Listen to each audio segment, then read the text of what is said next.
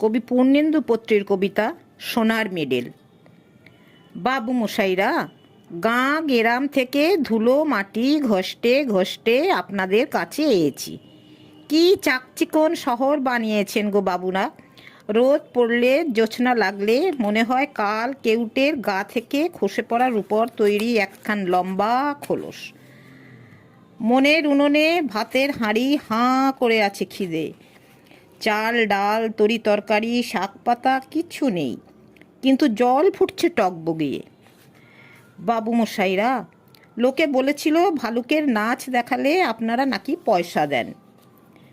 যখন যেমন বললেন নেচে নেচে হদ্দ, পয়সা দিবেননি। লোকে বলেছিল ভানুমতির খেল দেখালে আপনারা নাকি সোনার মেডেল দেন। নিজের করাতে নিজেকে দুখানা করে আবার জুড়ে দেখালুম।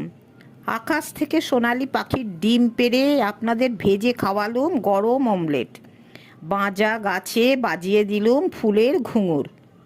সোনার মেডেল দিবেননি।